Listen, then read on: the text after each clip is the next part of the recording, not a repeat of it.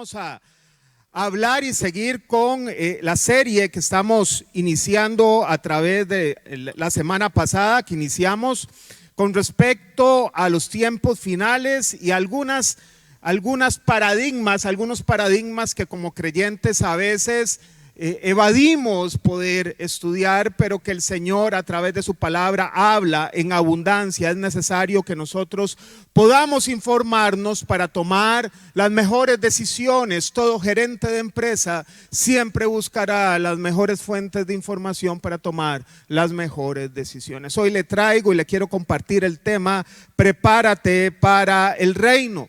La iglesia es un ente que Dios ha investido de autoridad. ¿Autoridad para qué? Para predicar su palabra. Cuando la iglesia ora, créame que algo pasa espiritualmente. Cuando la iglesia predica la palabra de Dios, lleva un mensaje de vida.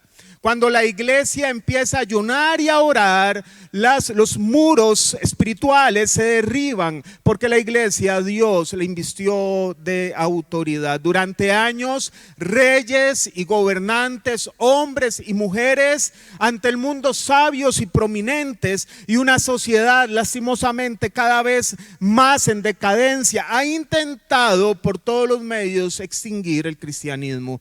Todo rastro de nuestra fe, pero no han tenido éxito. Ni las persecuciones, ni las masacres de los cristianos, ni aquellas actividades en el circo romano patrocinada por muchos emperadores, donde los creyentes eran echados para ser devorados por las fieras. Nada ha impedido que la iglesia siga cumpliendo su misión, y eso tiene una razón de ser, porque su cabeza es Jesucristo, y a Jesucristo nadie lo puede vencer.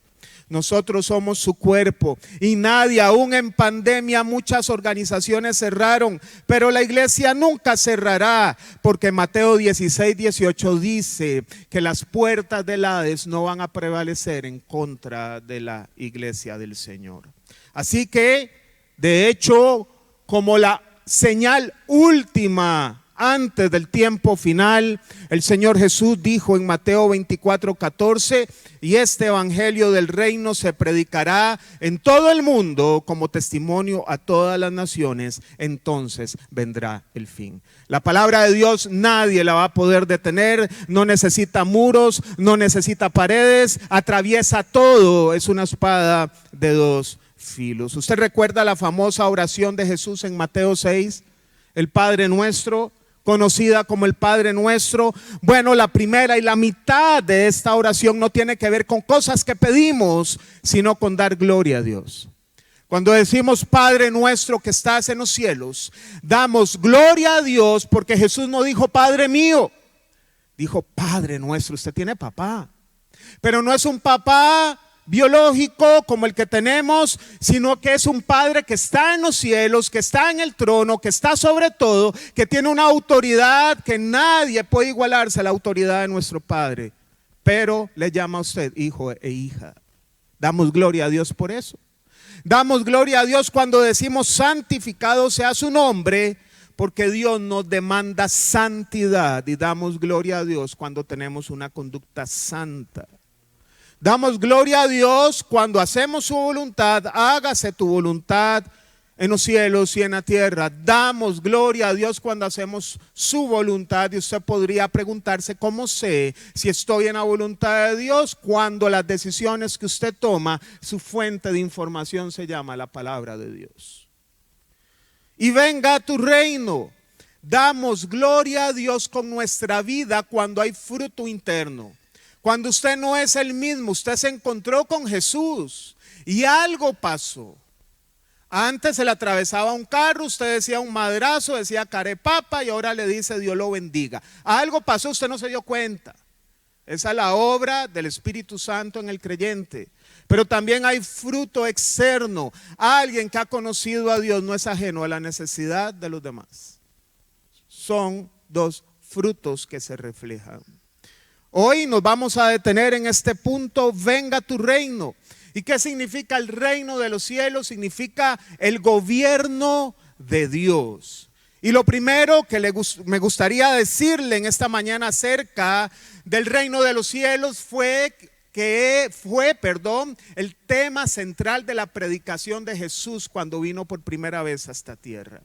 Le encomendó a sus discípulos en Mateo 17, donde quiera que vayan, prediquen este mensaje: el reino de los cielos está cerca. Lo imposible está a punto de ser posible.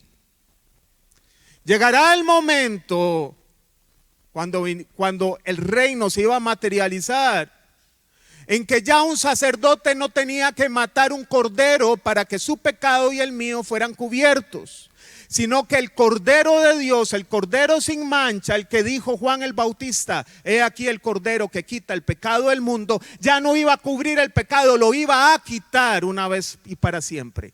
El reino de los cielos está cerca.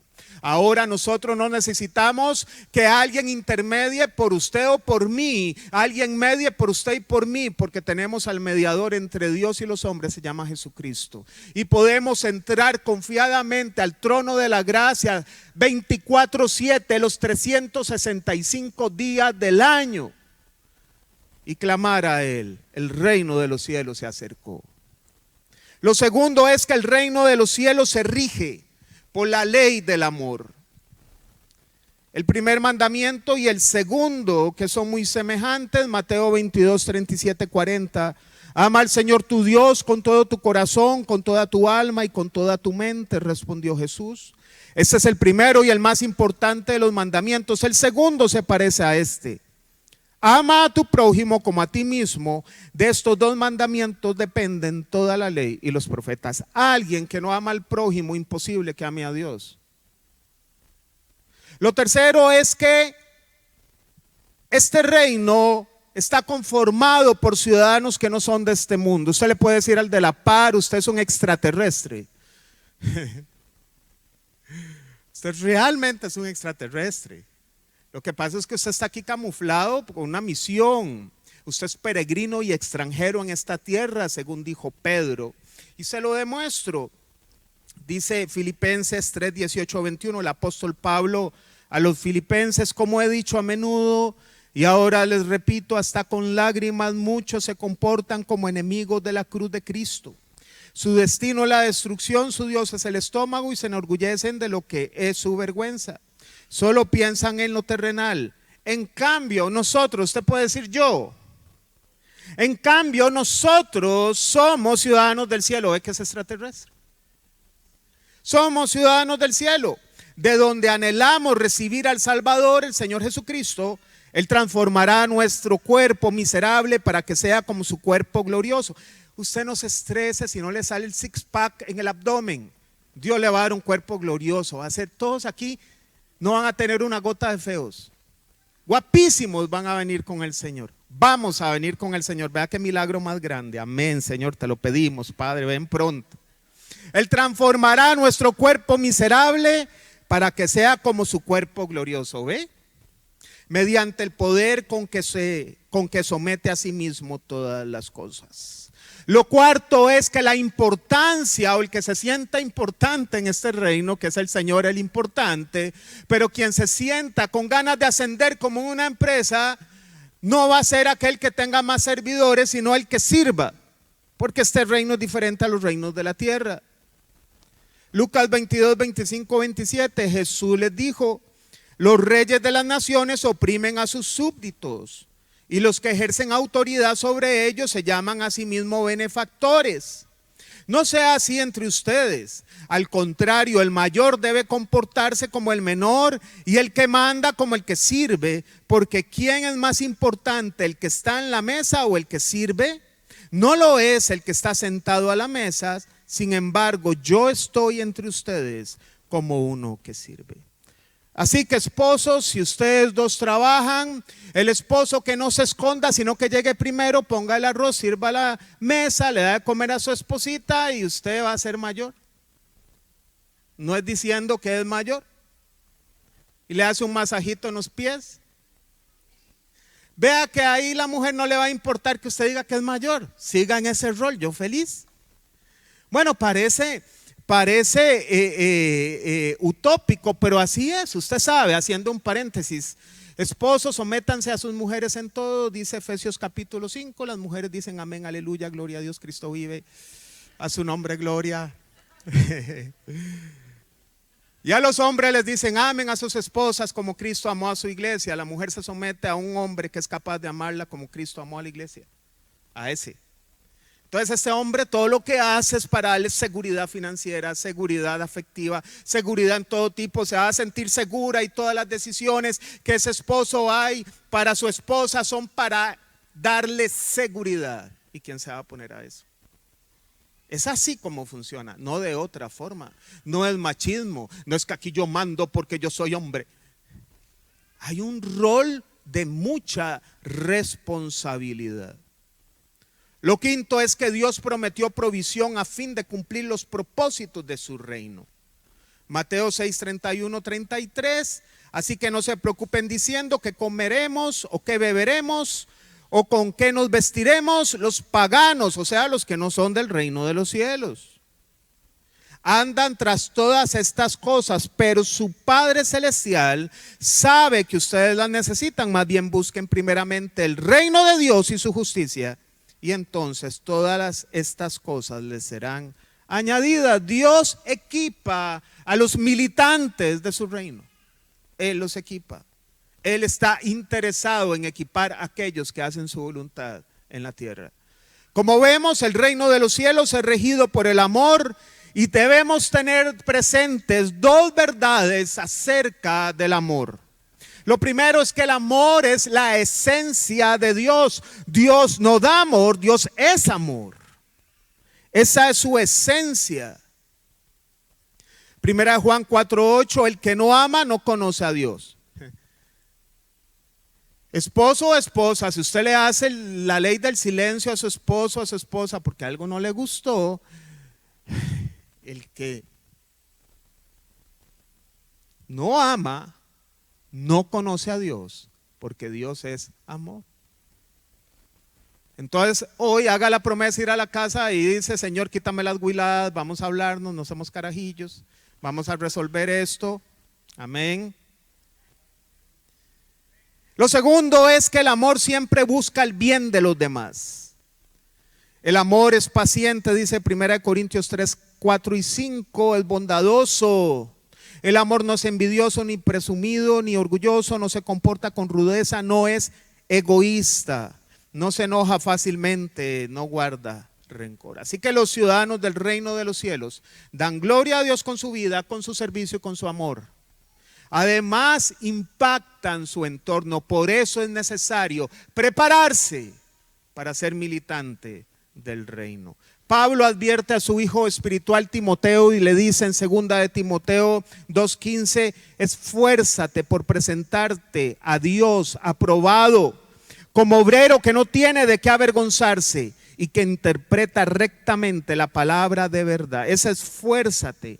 Pablo le delega la responsabilidad personal a Timoteo de prepararse para ser aprobado por Dios, y a nosotros también nos corresponde prepararnos. Así que yo le traigo rápidamente 3 áreas de preparación para un militante del reino de los cielos. La primera es: nos debemos de preparar en santidad.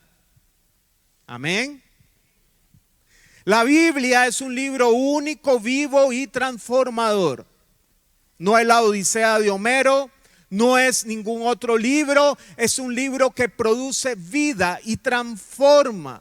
Muchas de sus enseñanzas tienen complejidad, pero el Espíritu Santo hace posible que aún el menos letrado pueda entender la palabra de Dios.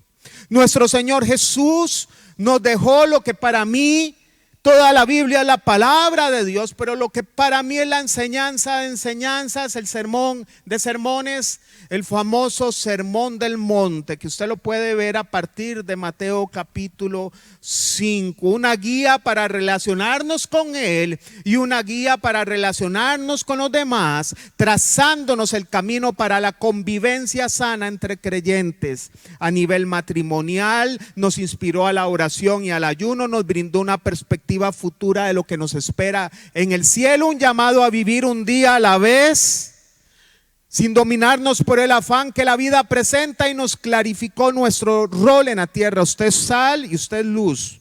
Es llamado para iluminar las tinieblas y para salar una tierra insípida.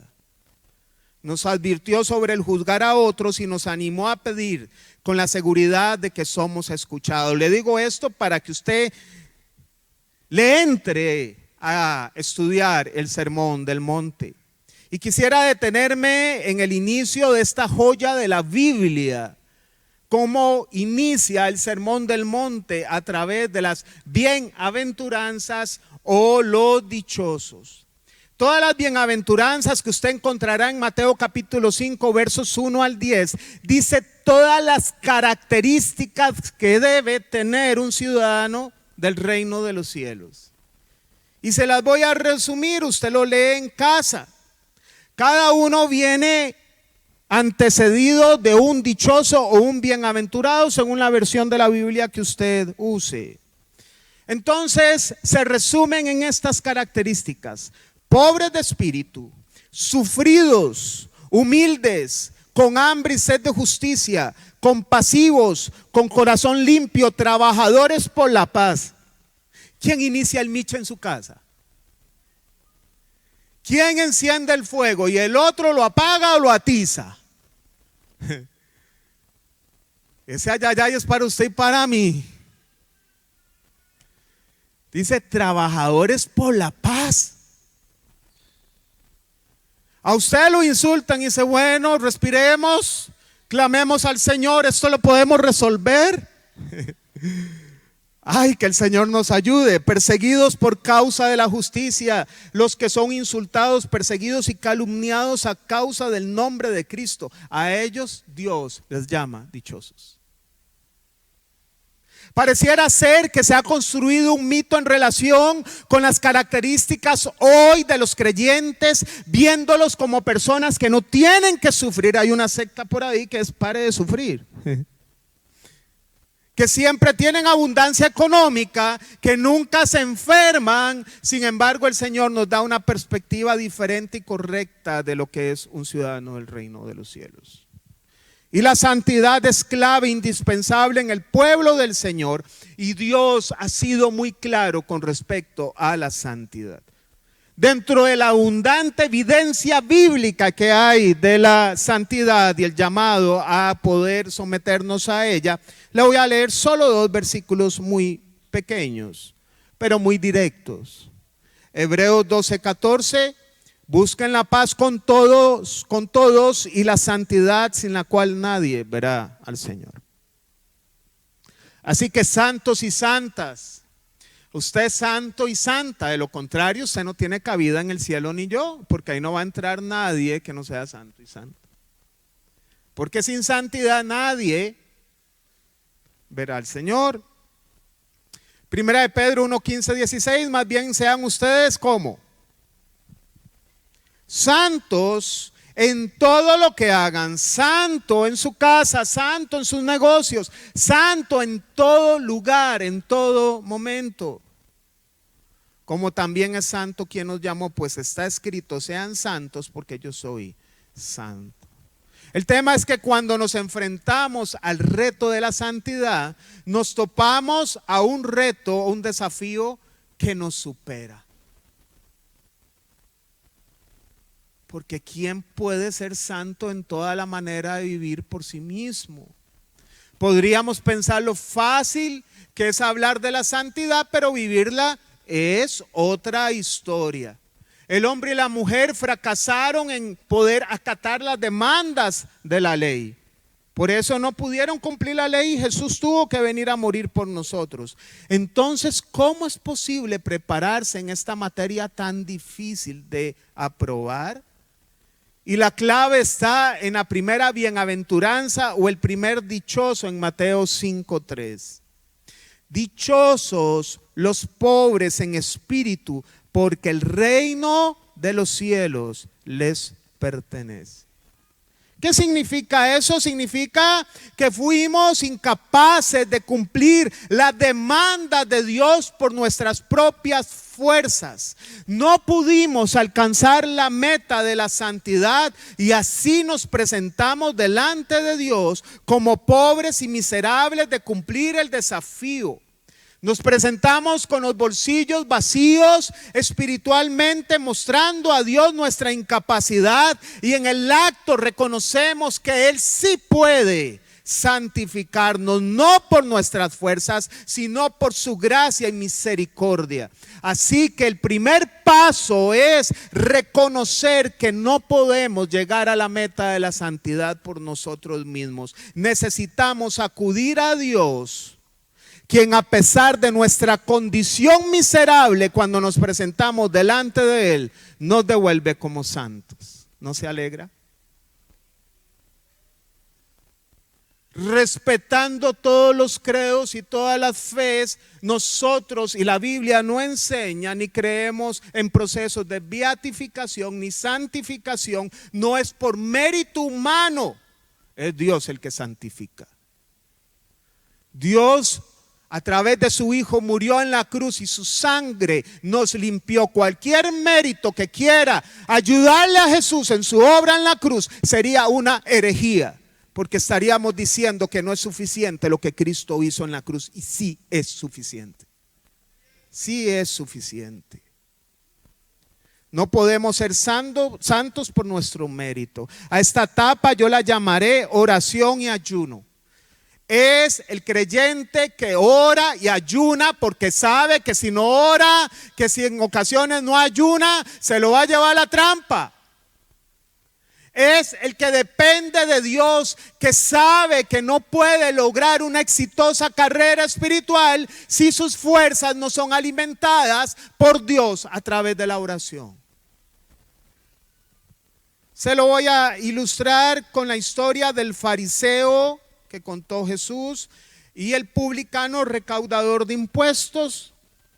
Para ponerlos en contexto histórico, un recaudador de impuestos era visto como un desgraciado, porque era alguien que cobraba los impuestos, un judío cobrando los impuestos del Imperio Romano. Pero si usted tenía que pagar determinado monto de dinero, le cobraban mucho más y el chavalo se embolsaba ese excedente. Entonces eran ladrones. Dice la historia en Lucas 18, 11, 14, el fariseo, puesto en pie y a solas, oraba: oh Dios, ojo como oraba, te doy gracias porque no soy como otros hombres, ladrones, malhechores, adúlteros, ni como ese recaudador de impuestos. Vea, nosotros tenemos una fijación por ciertos pecados. Mira, aquel que iba a la iglesia salió detenido por narco. ¡Qué bárbaro! Uy, mira, ayer vacilábamos, ¿verdad, Julito? Por ahí está Julito, ya se fue. Ayer vacilábamos porque vieras yo lo dulcito que soy para toparme en los restaurantes a gente infiel. De verdad. Y vieras cómo me topo gente, vale que ando bien portado. Yo había dicho aquí muchos años atrás, pero no sé si están las mismas personas. Lo voy a contar, si usted ya lo escuchó, usted dice: uy, nunca lo había escuchado, sorpréndase. Recuerdo y lo digo porque él no volvió a la iglesia, ni sé dónde está, espero en el Señor que haya buscado un lugar donde poder consagrarse al Señor. Recuerdo que llega un hombre y me dice: necesito que me atienda, mi esposa me echó de la casa porque le fui infiel, me descubrió, llegó llorando, y le digo yo: bueno, vamos a tomar una sesión de consejería, pero no para que su esposa lo acepte en su casa, eso depende de ella, no de usted. Usted va a recibir la sesión para dejar de ser adúltero, no para que lo reciban en casa. Si Dios quiere y su esposa le ve frutos y desea recibirlo, es decisión de ella. Sí, estoy de acuerdo. Me voy con Pau a comer a un restaurante por ahí después de un culto, un domingo, voy a comer y veo al compa en otra mesa con otra mujer. ¿Y qué cree que hizo este prójimo? Me siento con Paola: Paola, ¿qué querés comer? Yo veo así y veo el chavalo ahí, ¿verdad? Y me pongo de pie. Hola, mi estimado, ¿cómo está? ¿Quién es ella? Yo me siento con autoridad porque le estoy dando un proceso de consejería. Imagínense si yo me sentí que me tomó el pelo, ¿cómo se sintió Dios? ¿Quién es ella? Ay, una amiga. Y ella se queda extrañada. Y le digo yo, ¿y tu esposa cómo está? ¿Todo bien? Provecho.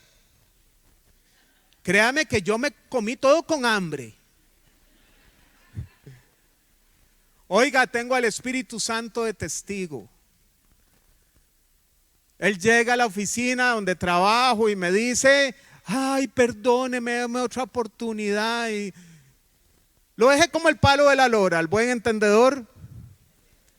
Está bien, vamos a iniciar el proceso, con Dios no se juega, Dios no puede ser burlado, no sé qué, ¿verdad?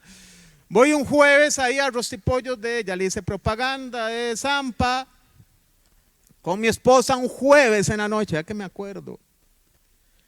Y estaba el chavalo con otra, diferente a la otra. Y me pongo de pie, compa, aquello está cancelado. La consejería. Ahí. Y me senté a comer el pollito, me lo comí todo sin ningún cargo de conciencia. Así que si usted se está portando mal, cuídese que le aparezca un restaurante. La última, le cuento, no, en serio, sin paja, como decimos. Me llama una hermana de la iglesia y me dice, siento y sospecho que mi marido me es infiel. Voy al Pricemart y me lo topo con otra. Padre. Así que no me diga nada, eso es, ve a ver qué hace, ore.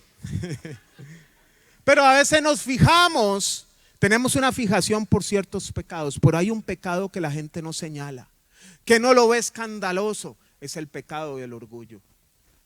Y el orgullo no solo se ve en aquel que no reconoce lo que está mal. Aún ministerialmente, usted oirá a personas, dice, mi ministerio no tiene problemas, pero se pasa hablando de los otros ministerios.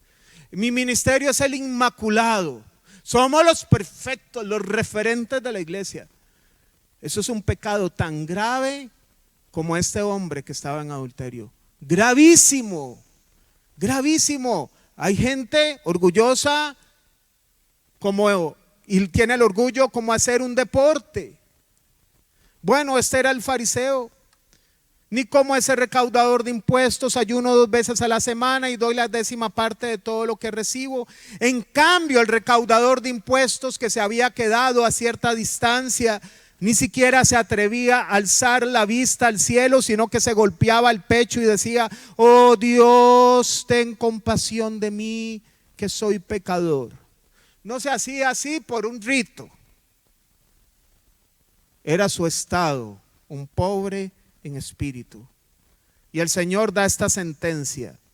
Les digo que este y no aquel volvió a su casa justificado ante Dios, pues todo el que a sí mismo se enaltece será humillado y el que se humilla será enaltecido. Todo el que no reconoce su situación espiritual delante de Dios y vive su vida como que nada ha pasado, nada le va a pasar en esta tierra. No va a haber cambio. Pero el otro, el pobre en espíritu, llegó justificado. ¿Sabe qué significa eso? Llegó como culpable y se volvió como inocente delante de Dios porque Dios lo perdonó. La segunda etapa que encuentro está en el verso 6. Dichosos los que tienen hambre y sed de justicia, porque serán saciados. No solo venimos al Señor siendo conscientes de nuestra condición, de nuestra miseria espiritual, de nuestra dependencia de Dios, sino que venimos con hambre de justicia, es decir, hambre por hacer lo correcto. No es solo reconocer que no puedo, sino tener todas las ganas y el hambre por trazar el camino correcto. ¿Y dónde encuentro yo la ruta para ser justo sino que en la palabra de Dios?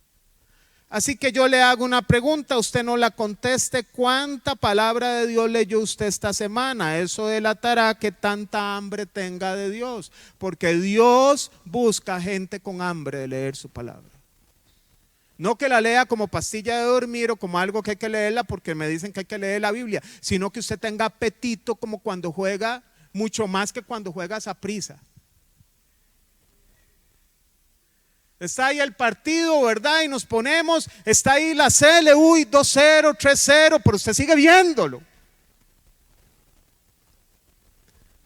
Tenemos que ir con hambre a leer la palabra de Dios, porque yo quiero cambiar el rumbo de mi vida. Y la tercera etapa es cuando el pecado ya no nos domina. El verso 8, dichosos los de corazón limpio. Aquí ya es una obra diferente.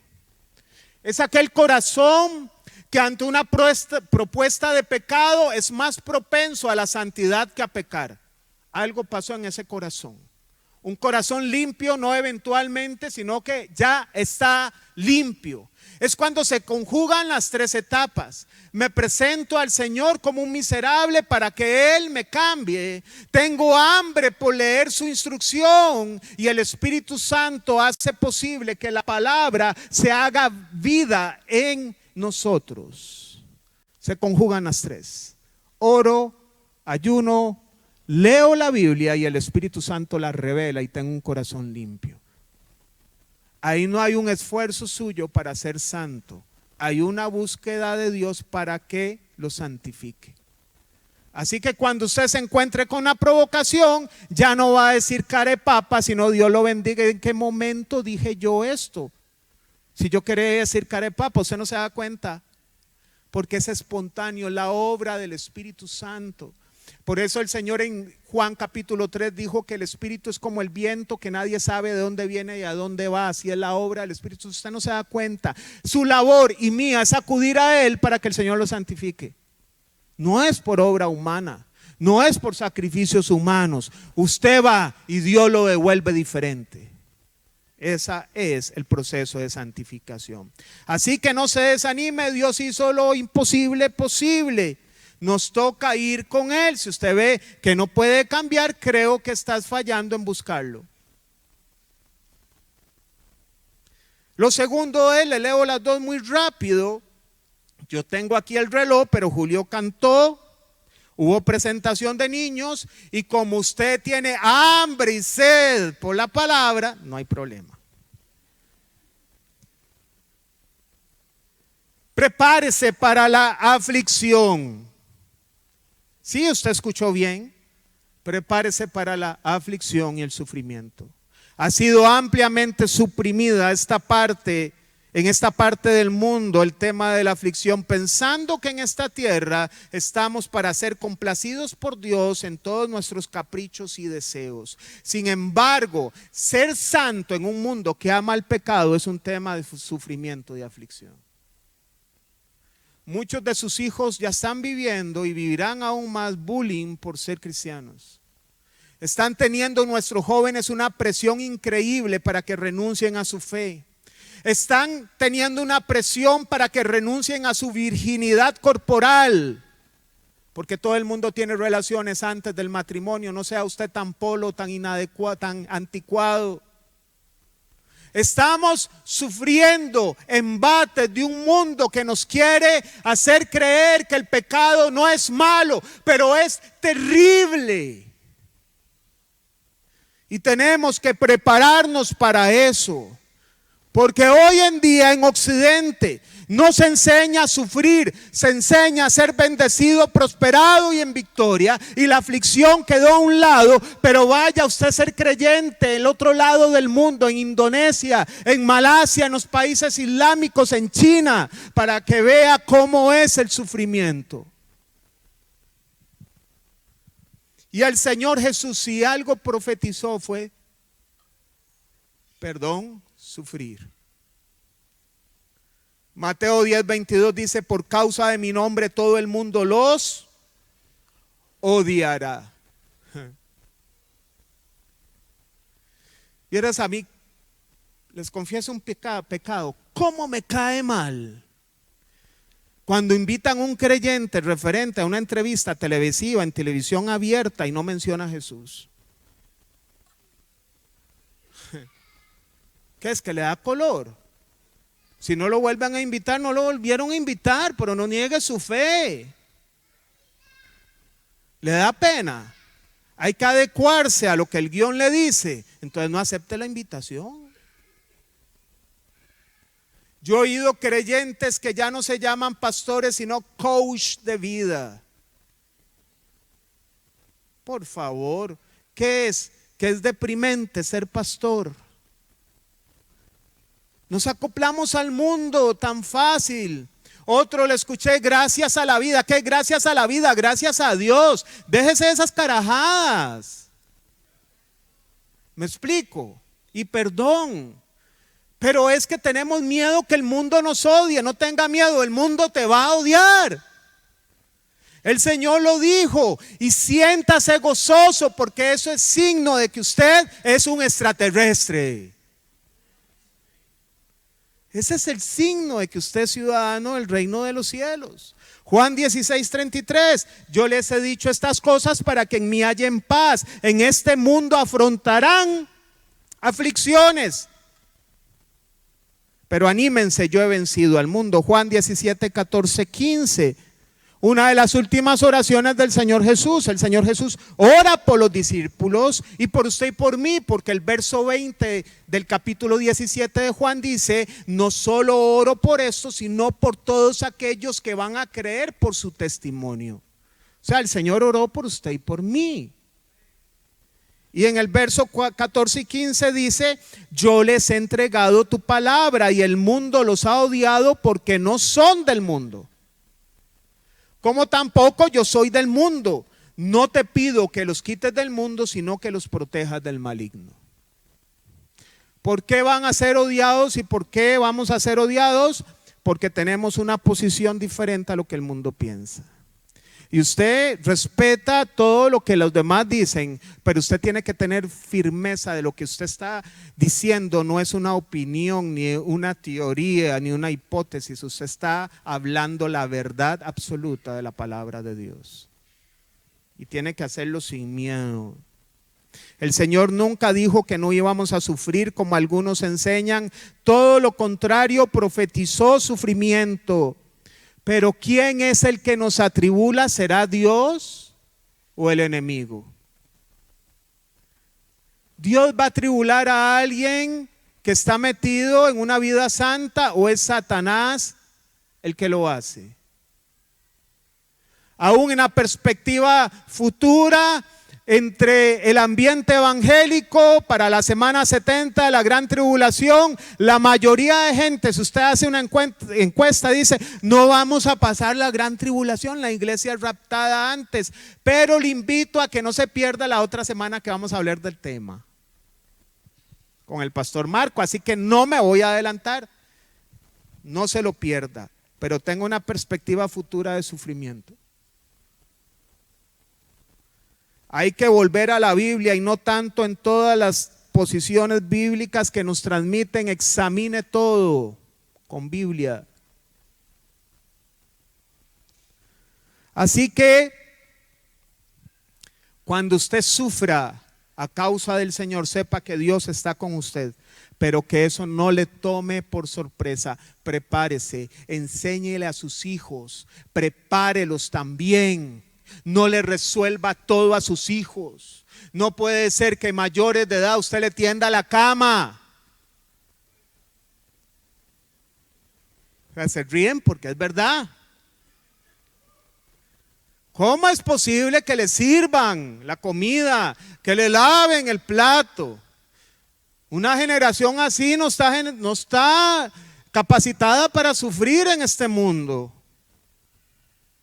Tenemos que enseñar a la gente y tenemos que enseñar a nuestros hijos. Y termino con esto, prepárese para reinar. Satanás y este mundo han odiado a los creyentes. El anticristo en una perspectiva futura, Daniel lo cita, Apocalipsis lo cita, perseguirá como nunca a los creyentes, muchos serán muertos, decapitados. Pero la victoria es nuestra. Nosotros ganamos gente, no él. vendremos con el Señor. Apocalipsis 19 dice que Él vendrá con sus ángeles. Zacarías capítulo 14, verso 5 dice, y Él vendrá con sus santos. Y el anticristo va a reunir todos los ejércitos de este mundo a pelear según él con el Señor. El Señor va a venir con nosotros en las nubes. Vendrá, pondrá sus pies sobre el monte de los olivos. No tengo tiempo para todos los detalles. Se va a partir en dos. Van a venir los ejércitos a luchar contra él. Y el Señor bastará que abra su boca y saldrá una espada de dos filos. Y todos sus enemigos en el acto serán derrotados, sin mover un dedo. Dice Zacarías 14 que sus enemigos, vea qué terrible. Zacarías 14 dice que el Señor hablará y así describe la muerte. Sus ojos se saldrán de sus cuencas y sus lenguas se van a deshacer en su boca. Porque la victoria es nuestra. Y después que venga el Señor, la tierra como la conocemos va a ser regenerada.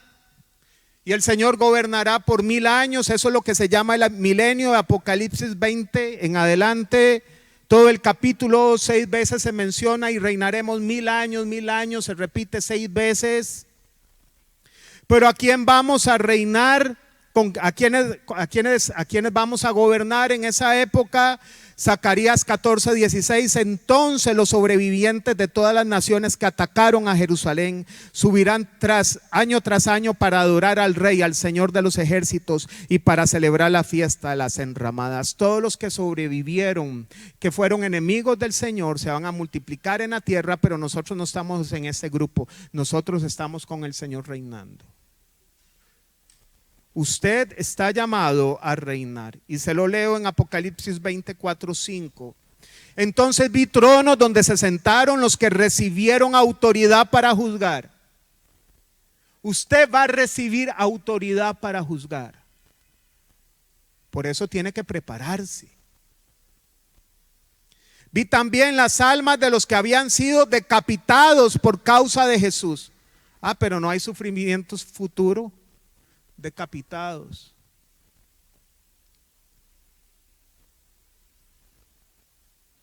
Y por la palabra de Dios no habían adorado a la bestia ni a su imagen, tampoco se habían dejado poner su marca en la frente ni en la mano. Volvieron a vivir y reinaron con Cristo 1000 años. Esta es la primera resurrección. Los demás muertos no volvieron a vivir hasta que se cumplieron los 1000 años. Esto es lo que se llama la época del milenio. El Señor viene, destruye los enemigos, los sobrevivientes poblan la tierra. Miqueas está lleno de escatología acerca del milenio. Isaías también, Jeremías también, no solo Apocalipsis. Daniel también, por ejemplo, dice que en esta época el que viva menos va a vivir 100 años y se considera que murió joven. Será un momento donde el león comerá hierba y el niño jugará con la serpiente. Es una naturaleza tipo huerto del Edén. En el huerto del Edén el Señor, Adán y Eva no empezaron comiendo carne. De todos los árboles del huerto pueden comer, solo de uno.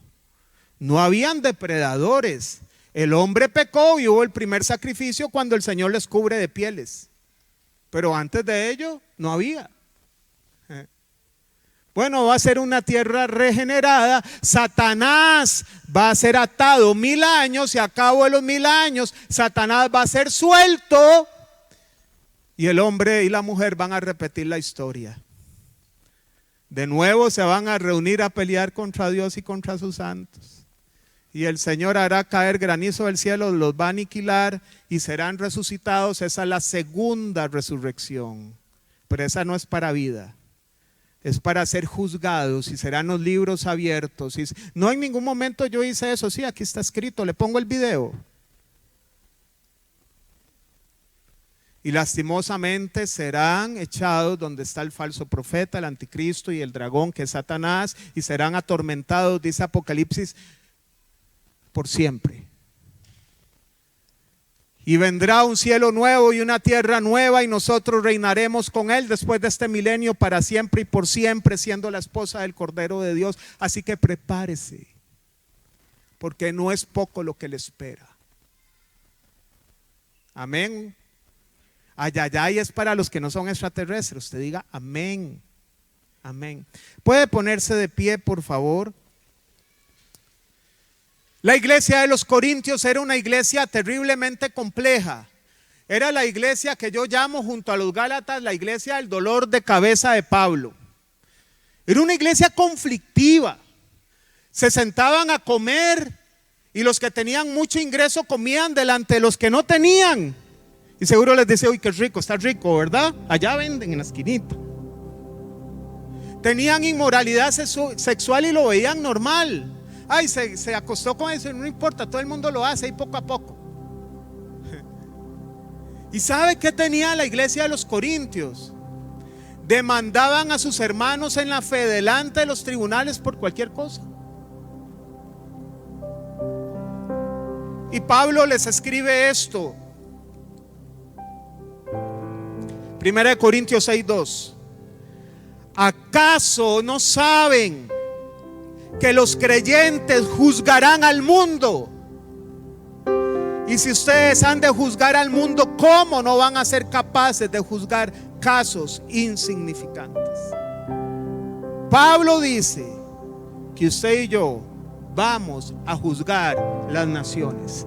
Dios le confió ese rol a usted y a mí y lo está preparando. Vale la pena mantenerse firme, sufrir por el Señor, no avergonzarse de Él. Él dijo: el que me confiese delante de los hombres, yo lo confesaré delante de mi Padre, y el que me niegue delante de los hombres, yo lo negaré delante de mi Padre celestial.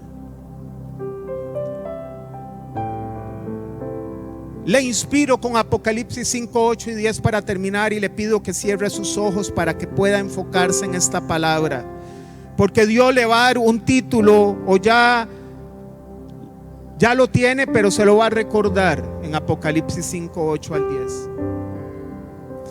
Y cuando hubo tomado el libro, los 4 seres vivientes y los 24 ancianos se postraron delante del Cordero. Todos tenían arpas y copas de oro llenas de incienso, que son las oraciones de los santos. Y cantaban un nuevo cántico diciendo: esto es lo que usted y yo vamos a cantar allá. Digno eres de tomar el libro y de abrir sus sellos, porque tú fuiste inmolado y con tu sangre nos has redimido para Dios. Redimido significa comprado, rescatado a través de un precio. De toda linaje, lengua y pueblo y nación. Y puede levantar su mano y decir: y me has hecho para nuestro Dios rey y sacerdote. Para eso lo está preparando, para ser rey y sacerdote, reina y sacerdotisa. Van a gobernar a las naciones como reyes, pero a la vez sacerdote, van a servir al Rey de Reyes. Y reinaremos sobre la tierra. Ese es el fin que le espera a usted. Bueno, excelente. No se asuste. En medio del sufrimiento, Dios está con usted y lo va a sacar adelante. Y cuando usted sienta que no pueda, el Señor vendrá, porque usted está buscando el reino. Y Él dijo: busquen primeramente el reino y lo demás les será añadido. No se afanen por el día de mañana, dice en el sermón de las bienaventuranzas. Porque Él dijo: nunca te dejaré y nunca te desampararé. Usted tiene papá, recuérdese, está en los cielos, está sobre todo. Usted clama a Él y Él no va a archivar su petición. Va a mover a sus ángeles a su favor. Ese es el papá que usted tiene. ¿Cuál es la diferencia? Lo que usted crea. Eso es por fe. Si usted tiene la convicción, la paz de Dios va a reinar en su vida. Si usted no la tiene, la preocupación va a reinar en su vida. Hoy quiero hacer un llamado, y usted no tiene que pasar, se queda en su lugar. Aquellos que han tenido una conducta de pecado, pero se han hecho, como decimos nosotros los rusos. Usted sabe que no es un pecado eventual. Usted sabe que todos los días está haciendo lo mismo. Si usted tiene una conducta y delante de la presencia de Dios usted no la ha confesado ni ha buscado ayuda, es hora que usted hoy sea un pobre en espíritu y reconozca su miseria espiritual y su incapacidad de poder cambiar el rumbo de su vida. No lo esconda. Es tiempo de ser como el publicano y decir: Señor, soy pecador, necesito de ti, para que el Señor pueda cambiar el rumbo de su vida. Dios no te está enjuiciando. Dios te está tendiendo la mano para sacarte de ese hueco, y lo quiere hacer hoy. El tema es que usted tiene que querer. Así que yo le invito hoy a ser valiente, a quitarse la ropa del orgullo y vestirse de humildad, y usted verá la mano de Dios ahí. Y le pueda decir: Señor, hoy me despojo de mi orgullo y hoy confieso mi falta, que diariamente estoy teniendo esta conducta y sé que no te agrada. He tratado, Señor, de cambiar esto sin éxito, pero acudo a ti para que tú puedas transformar mi vida. Te pido, tú que provocas el querer como el hacer, que me des hambre por hacer lo correcto, hambre por estudiar tu palabra, hambre por entender que este camino en que voy no es el correcto, y quiero andar bajo tu justicia y tu rectitud. Quiero, Señor, que tu bondad me acompañe. Quiero, Señor, que tu santidad esté conmigo siempre. Quiero que ante la tentación mi respuesta sea no. Quiero que me ayudes. Quiero que tu Espíritu Santo escriba tu palabra en mi corazón. No quiero ver la Biblia como un libro, quiero ver la Biblia como una vida.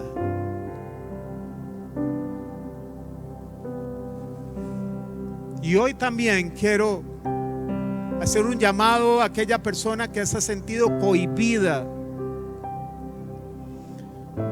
que tiene niveles de autoestima bajísimos, que dice: ¿por qué Dios pone a otros en otras posiciones y a mí no? Este no es un tema de posiciones. Dios ya fijó la suya: rey y sacerdote. No le dé cabeza. Dios usa personas no por la persona, sino por su propósito.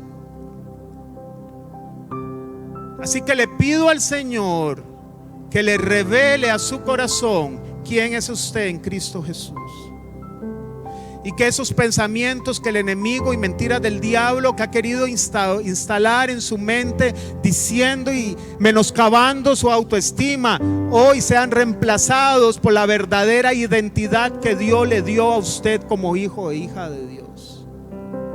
Que su amor le abrace. Usted no es lo que papá le dijo que es, pequeño tal vez, diciéndole que no servía para nada, o su esposo que la maltrató, su esposa. Usted no es eso. Usted es lo que Dios dice que usted es. Y Dios no se equivocó con usted cuando lo trajo a este mundo. Dios lo trajo para darle planes de bien y una esperanza.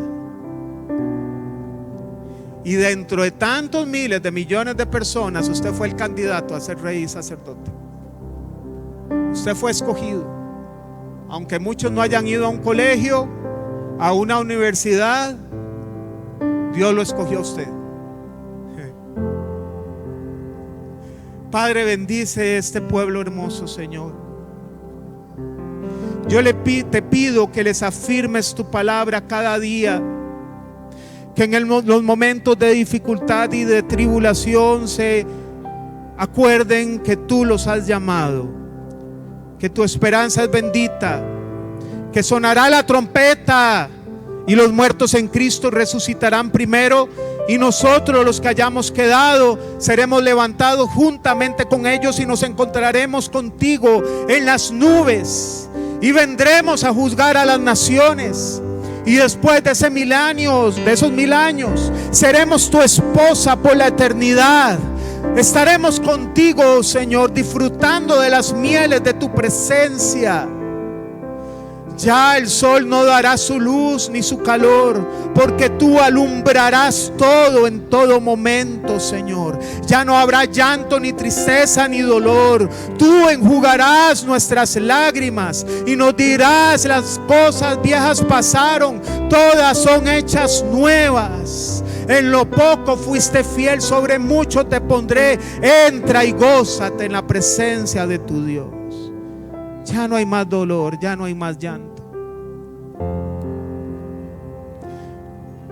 Para terminar, levante sus manos y dele gracias a Dios por lo que ha hecho en su vida y por lo que hará. Personalmente, dígale algo que usted siente decirle al Señor. Yo le voy a decir: Señor, gracias, porque no sé qué has visto en mí, pero me tomaste en cuenta para tu reino. Aún hoy no entiendo por qué lo hiciste, pero te doy tantas gracias, Señor, porque sin merecerlo me tomaste en cuenta. Ayúdame a honrar el llamado que me has dado. Ayúdame a honrarte con mi vida. Vísteme de humildad, porque a veces me cuesta, Señor. Enséñame a hacer tu voluntad y que tu palabra rija mi vida a través de tu Espíritu. Siéntate en el trono de mi corazón y gobierna mi vida, Señor. Padre, este pueblo lindo, llévalo con bien a sus hogares. Que tu paz, que sobrepasa todo entendimiento, les guarde sus pensamientos, sus emociones, sus sentimientos. El que tenga una situación compleja, ninguna complejidad más grande que tú, Señor, por favor, da luz para poder resolver esa situación, y en el tanto da paz, teniendo ellos la seguridad de que tú vas a resolver. Llévalos con bien. Benditos sean en esta semana. Si no has venido, Señor, en todo lo que hagan, benditos en su levantar, benditos en su acostar, Señor, en el nombre de Cristo Jesús. Amén y amén y amén. Que Dios los bendiga.